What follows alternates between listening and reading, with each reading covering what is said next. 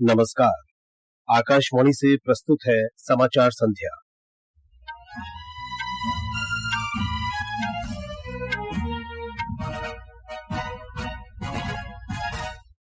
प्रधानमंत्री नरेंद्र मोदी 3 दिन की अमेरिका यात्रा पर फिलाडेल्फिया पहुंचे।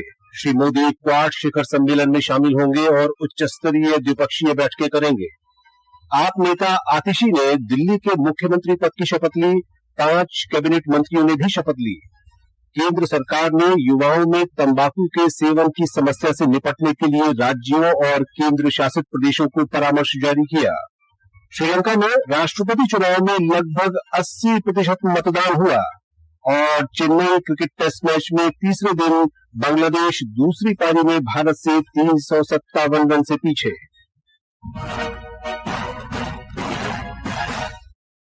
समाचार संध्या के साथ मैं विशाल शर्मा। प्रधानमंत्री नरेंद्र मोदी अमेरिका की 3 दिन की यात्रा पर फिलाडेल्फिया पहुंच गए हैं। इस दौरान श्री मोदी अनेक उच्च स्तरीय बैठकों और कार्यक्रमों में शामिल होंगे। ज्यादा जानकारी के लिए बात करते हैं प्रधानमंत्री की यात्रा को कवर करने गई हमारी संवाददाता हिमानी से।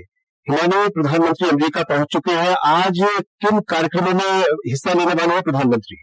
सबसे छोटे समय में पीएम मोदी अमेरिकी राष्ट्रपति जो बाइडेन के साथ ग्रीनविल डेलावेयर में द्विपक्षीय बैठक करेंगे। इसके बाद प्रधानमंत्री अश्वर अकादमी में क्वाड शिखर सम्मेलन में भाग लेंगे। आपको बता दें कि अश्वर अकादमी राष्ट्रपति बाइडेन का पूर्व हाई स्कूल है और यहाँ पे शिखर सम्मेलन का आयोजन करना इस सम्मेलन को व्यक्तिगत तर्ज देने की उनके प्रयासों का प्रतिबिंब है। क्वाड शिखर सम्मेलन में कैंसर मूनशॉट इवेंट का भी शुभारंभ होगा, जिसका उद्देश्य कैंसर की रोकथाम और इलाज के लिए नवीन रणनीतियों को लागू करना है। जी हिमानी, अगर वैश्विक परिदृश्य में अगर हम आज की बात करें तो मौजूदा वैश्विक परिदृश्य जो है और जो भू राजनीति है पूरे विश्व की, उसकी पृष्ठभूमि में क्वाड समूह में और विशेष रूप से प्रधानमंत्री मोदी की मौजूदगी कितनी महत्वपूर्ण है वहां पर? यदि हम क्वाड की उत्पत्ति को देखें तो इसकी जोड़ी हिंद प्रशांत क्षेत्र में भू राजनीतिक संतुलन प्रदान करने से जुड़ी है। भारत अपने भूगोल, अर्थव्यवस्था और पीएम मोदी की बेहतरीन कूटनीति के दम पर क्वाड में महत्वपूर्ण स्थान रखा है। प्रधानमंत्री नरेंद्र मोदी के नेतृत्व में भारत ने कूटनीति में सक्रिय दृष्टिकोण पर जोर दिया है और सभी देशों से करीबी अंतर्राष्ट्रीय संबंधों को बढ़ावा देने की ओर कदम बढ़ाया है। प्रधानमंत्री की रूस और यूक्रेन की हालिया यात्रा और उनके नेताओं के साथ बातचीत वैश्विक कूटनीति में भारत की अद्वितीय स्थिति का प्रमाण है। भारत बातचीत के माध्यम से मुद्दों को सुलझाने के उसी एजेंडे को आगे बढ़ाने की कोशिश करेगा और दुनिया भर में शांति दूत के रूप में अपनी स्थिति मजबूत करेगा। धन्यवाद हिमानी इस जानकारी के लिए। प्रधानमंत्री नरेंद्र मोदी कल न्यूयॉर्क जाएंगे, जहां वे भारतीय समुदाय के लोगों के साथ बातचीत करेंगे और अमेरिका स्थित प्रमुख कंपनियों के शीर्ष अधिकारियों से मुलाकात करेंगे। यात्रा के अंतिम दिन श्री मोदी न्यूयॉर्क में संयुक्त राष्ट्र महासभा में भविष्य के शिखर सम्मेलन को संबोधित करेंगे। केंद्रीय पर्यावरण, वन और जलवायु परिवर्तन सचिव लीना नंदन ने कहा है कि अंतर्राष्ट्रीय ऊर्जा एजेंसी के अनुसार मिशन लाइफ पर्यावरण के अनुकूल जीवन शैली से वर्ष 2030 तक प्रतिवर्ष 2 अरब टन ग्लोबल कार्बन गैस के उत्सर्जन में कटौती हो सकती है। उन्होंने संयुक्त राष्ट्र मुख्यालय में एक सम्मेलन में कहा कि मिशन लाइफ दैनिक व्यवहार में बदलाव करके पर्यावरण के अनुकूल आदतें और सतत जीवन शैली अपनाने को प्रोत्साहित करता है। श्रीमती नंदन ने कहा कि बच्चे और युवा महत्वपूर्ण हैं क्योंकि वे स्वच्छ अर्थव्यवस्था बनाने में अधिक सहायक हो सकते हैं। आम आदमी पार्टी नेता आतिशी ने आज दिल्ली के मुख्यमंत्री के रूप में शपथ ली। दिल्ली के उपराज्यपाल विनय कुमार सक्सेना ने सुश्री आतिशी को पद की शपथ दिलाई। राजनिवास में आयोजित एक समारोह में सुश्री आतिशी के साथ ही आप पार्टी नेता गोपाल राय, कैलाश गहलोत, सौरभ भारद्वाज, इमरान हुसैन तथा मुकेश अहलावत ने कैबिनेट मंत्री के रूप में शपथ ली। बाद में एक संवाददाता सम्मेलन में सुश्री आतिशी ने भरोसा जताने और दिल्ली के लोगों की सेवा करने की जिम्मेदारी देने के लिए पार्टी संयोजक अरविंद केजरीवाल का आभार व्यक्त किया। उन्होंने कहा कि लंबित विकास कार्यों पर तेजी से काम किया जाएगा। मुख्यमंत्री आतिशी ने भारतीय जनता पार्टी पर राष्ट्रीय राजधानी में विकास कार्य बाधित करने का भी आरोप लगाया। मैं आज आपको आश्वासन दे रही हूँ कि अब अरविंद केजरीवाल जी जेल से बाहर आ जाएं और उनके मार्गदर्शन में दिल्ली में कूड़ा भी उठेगा, सड़कें भी ठीक होंगी, पानी के बिल भी ठीक होंगे, दिल्ली में जो सीवर की समस्या है वो भी ठीक होगी, जो दवाइयाँ नहीं मिल रही हैं उसको भी हम ठीक करेंगे। वहीं दिल्ली भाजपा के नेता विजेंद्र गुप्ता ने नई जिम्मेदारी संभालने के लिए सुश्री आतिशी को शुभकामनाएं दी हैं।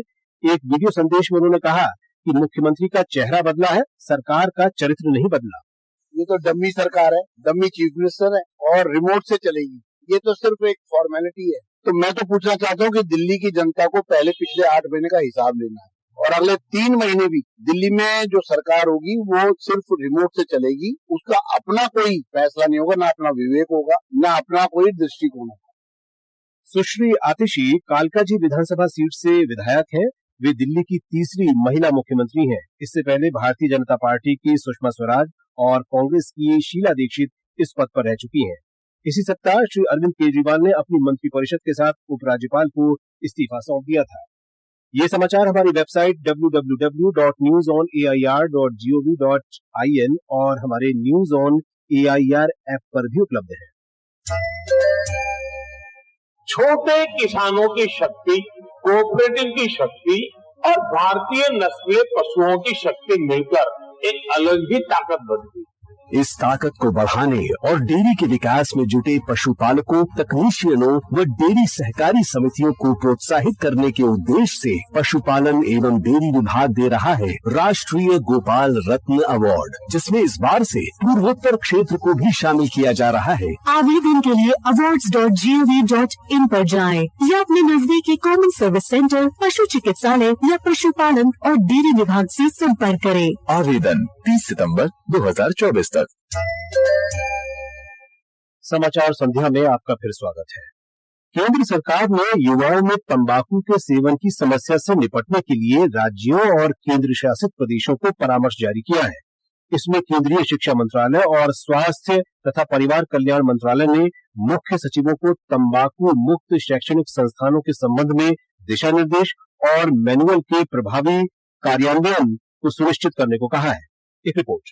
केंद्र सरकार द्वारा जारी परामर्श में तंबाकू सेवन के खतरनाक प्रभावों को रेखांकित किया गया है। इसमें विशेष रूप से नाबालिगों और युवाओं को तंबाकू और इलेक्ट्रॉनिक सिगरेट के उपयोग से बचाने के लिए तंबाकू मुक्त शैक्षणिक संस्थान दिशा निर्देश जारी किए गए हैं। इस परामर्श में ग्लोबल यूथ टोबैको सर्वे 2019 के निष्कर्षों के हवाले से विशेष रूप से बच्चों और किशोरों पर तंबाकू सेवन के खतरनाक प्रभावों का उल्लेख किया गया है। इसका लक्ष्य तंबाकू के उपयोग के हानिकारक प्रभावों के बारे में जागरूकता बढ़ाकर और शैक्षणिक संस्थानों में तंबाकू नियंत्रण उपायों को बढ़ावा देकर भावी पीढ़ियों की रक्षा करना है। दीपेंद्र कुमार, आकाशवाणी समाचार, दिल्ली। जम्मू कश्मीर के राजौरी जिले में घर से मतदान की प्रक्रिया में 96.9% लोगों ने मतदान किया है। आकाशवाणी के जम्मू संवाददाता ने बताया कि चुनावी टीमों के अथक प्रयासों से 3 दिन चली ये प्रक्रिया आज संपन्न हो गई। इस दौरान सुंदरबनी विधानसभा में 97.93%, नौशेरा में 91.19% और राजौरी में 96.40% लोगों ने इस सुविधा का लाभ उठाया। इस बीच जम्मू कश्मीर में विधानसभा चुनाव के दूसरे चरण के लिए प्रचार तेज हो गया है। इस चरण में 6 जिलों की 26 विधानसभा सीटों के लिए बुधवार को मतदान होगा। भाजपा के वरिष्ठ नेता और गृह मंत्री अमित शाह ने आज पुंछ जिले के मेंढर में एक जनसभा को संबोधित किया। उन्होंने कहा कि प्रधानमंत्री नरेंद्र मोदी के नेतृत्व में जम्मू कश्मीर में अभूतपूर्व बदलाव आया है। उन्होंने कहा कि जम्मू कश्मीर के युवाओं के हाथों में अब पत्थरों की बजाय लैपटॉप है। कांग्रेस अध्यक्ष मल्लिकार्जुन खड़गे ने आज जम्मू में कहा कि पार्टी राहुल गांधी को धमकी देने के विरोध में प्रदर्शन करेगी। श्री खड़गे ने लोकसभा में विपक्ष के नेता के विरुद्ध आपत्तिजनक टिप्पणी करने वाले भाजपा नेताओं के खिलाफ कार्रवाई नहीं करने की प्रधानमंत्री नरेंद्र मोदी की कार्यशैली पर सवाल उठाए। हरियाणा में भी चुनाव प्रचार ने जोर पकड़ लिया है। विभिन्न दलों के प्रत्याशियों ने आज जनसभाएं की। केंद्रीय मंत्री मनोहर लाल ने लाडवा की शिवाला राम कुंडी में एक जनसभा को संबोधित किया। हरियाणा के कार्यवाहक मुख्यमंत्री नायब सिंह सैनी ने आज भिवानी में भाजपा प्रत्याशी के समर्थन में आयोजित विजय संकल्प रैली को संबोधित किया। उन्होंने आरोप लगाया कि नौकरियों की बात करने वाली कांग्रेस सरकार ने अपने कार्यकाल में नौकरियों को बेचने का काम किया है, जबकि भाजपा सरकार में ईमानदारी से योग्यता के आधार पर नौकरियां मिली है। पूर्व मुख्यमंत्री भूपेंद्र सिंह हुड्डा ने आज झज्जर जिले के बादली से कांग्रेस प्रत्याशियों के समर्थन में चुनावी जनसभाओं को संबोधित किया। भारतीय जनता पार्टी के वरिष्ठ नेता और रक्षा मंत्री राजनाथ सिंह ने कहा है कि झारखंड मुक्ति मोर्चा, कांग्रेस और राष्ट्रीय जनता दल झारखंड के विकास में बाधक है। श्री सिंह ने चतरा के इटखोरी में आज परिवर्तन रैली में राज्य की झारखंड मुक्ति मोर्चा सरकार पर भ्रष्टाचार में लिप्त होने का आरोप लगाया। श्री बाबूलाल जी मरांडी यहाँ के मुख्यमंत्री रहे, श्री अर्जुन मुंडा यहाँ के मुख्यमंत्री रहे, श्री रघुवर दास जी यहाँ के मुख्यमंत्री रहे, लेकिन जितना पर्याप्त समय इन लोगों को झारखंड राज्य के विकास के लिए मिलना चाहिए था वह समय इन्हें नहीं मिल पाया। लेकिन मैं दावे के साथ कह सकता हूँ, झारखंड ही नहीं हिंदुस्तान का कोई व्यक्ति उंगली उठाकर नहीं कह सकता कि हमारे तीनों नेताओं के दामन पर कोई भ्रष्टाचार की दाग लगी हुई है। ये समाचार आकाशवाणी से प्रसारित किए जा रहे हैं। ताजा समाचार जानने के लिए आप हमारे social media handle x@AIR News Hindi को फॉलो कर सकते हैं। श्रीलंका में राष्ट्रपति चुनाव संपन्न हो गए हैं। चुनाव में 75 से 80% तक मतदान की खबर है। कुछ छिटपुट घटनाओं को छोड़कर चुनाव शांतिपूर्ण रहा। मतगणना आज शाम से ही शुरू हो गई। डाक मतपत्रों की गिनती पहले की जा रही है। चुनाव आयोग ने कहा है कि इसके परिणाम आज रात ही घोषित कर दिए जाएंगे, जबकि अंतिम परिणाम कल आएगा। सरकार ने 100 दिन की पहल के अंतर्गत government e market place GEM platform पर विक्रेताओं और सेवा प्रदाताओं के लेन देन शुल्क में कटौती की है। वाणिज्य और उद्योग मंत्रालय ने कहा है कि GEM प्लेटफॉर्म पर लेन देन शुल्क लगभग 33% कम कर दिया गया है, जिससे विक्रेताओं को लाभ होगा और वे ज्यादा प्रतिस्पर्धी बन सकेंगे। GEM पोर्टल के लिए नई राजस्व नीति की घोषणा की गई है, जो इस वर्ष 9 अगस्त से प्रभावी हो गई है। GEM के अपर मुख्य कार्यकारी अधिकारी अजीत चौहान ने नई दिल्ली में कहा कि शेष लेन देन पर भी नाम मात्र 0.30% शुल्क लगेगा, जो अधिकतम 3 लाख रुपए होगा। जन सहायक जो हम अभी लगभग हमारा प्रोग्राम तैयार है, अभी हम उसको लॉन्च कर रहे हैं RFP के द्वारा। सारी इंडस्ट्री में, सारे देश भर में जिसको भी, चाहे बायर हो या सेलर हो, उसको जो भी सर्विसेज चाहिए होगी उसमें उनको हेल्प फैसिलिटेट करेंगे। आने वाले 18 महीने में हम लोग 5000 के करीब लोगों को एम्पैनल करेंगे। गुजरात में 4 दिन का स्वच्छता ही सेवा अभियान आज संपन्न हो गया। इस अभियान में 25 लाख से अधिक लोगों ने 27 लाख घंटे से अधिक श्रमदान किया।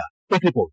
देश में स्वच्छता ही सेवा अभियान मनाया जा रहा है, जिसका विषय स्वभाव स्वच्छता और संस्कार स्वच्छता है। इस अभियान के तहत पिछले 4 दिनों में गुजरात में लगभग 1 लाख किलोग्राम कचरा और 60,000 किलोग्राम से अधिक एकल उपयोग प्लास्टिक का राज्य भर से निपटान किया गया है। राज्य सरकार द्वारा 2 अक्टूबर को इस अभियान में सर्वश्रेष्ठ प्रदर्शन करने वाले जिला, तालुका और गाँव को 10 लाख से 1 करोड़ तक के पुरस्कार वितरित किए जाएंगे। अपर्णा कुंड, आकाशवाणी समाचार, अहमदाबाद। चेन्नई में भारत के साथ पहले क्रिकेट टेस्ट मैच के तीसरे दिन आज का खेल समाप्त होने तक बांग्लादेश ने 4 विकेट पर 158 रन बना लिए हैं। शाकिब अल हसन 5 और नजमुल हुसैन शांतो 51 रन बनाकर क्रीज पर हैं। बांग्लादेश अभी लक्ष्य से 357 रन पीछे है, जबकि भारत को जीत के लिए 6 विकेट की आवश्यकता है। इससे पहले आज भारत ने 4 विकेट पर 287 रन पर अपनी दूसरी पारी घोषित कर बांग्लादेश को जीत के लिए 515 रन का विशाल लक्ष्य दिया था। भारत की ओर से शुभमन गिल ने 119 और ऋषभ पंत ने 109 रन की शानदार शतकीय पारी खेली। आज विश्व अल्जाइमर दिवस है। इस दिवस का उद्देश्य अल्जाइमर बीमारी के बारे में जागरूकता फैलाना और इससे जुड़े नकारात्मक मिथकों को दूर करना है। इस साल इस दिवस की विषय वस्तु डिमेंशिया पर कार्रवाई करने का समय, अल्जाइमर पर कार्रवाई करने का समय है। और अब अंत में मुख्य समाचार एक बार फिर। प्रधानमंत्री नरेंद्र मोदी 3 दिन की अमेरिका यात्रा पर फिलाडेल्फिया पहुंचे। श्री मोदी क्वाड शिखर सम्मेलन में शामिल होंगे और उच्च स्तरीय द्विपक्षीय बैठकें करेंगे। आप नेता आतिशी ने दिल्ली के मुख्यमंत्री पद की शपथ ली। 5 कैबिनेट मंत्रियों ने भी शपथ ली। केंद्र सरकार ने युवाओं में तंबाकू के सेवन की समस्या से निपटने के लिए राज्यों और केंद्र शासित प्रदेशों को परामर्श जारी किया। श्रीलंका में राष्ट्रपति चुनाव में लगभग 80% मतदान हुआ और चेन्नई क्रिकेट टेस्ट मैच में तीसरे दिन बांग्लादेश दूसरी पारी में भारत से 357 रन से पीछे। इसके साथ ही समाचार संध्या का ये अंक समाप्त हुआ। नमस्कार।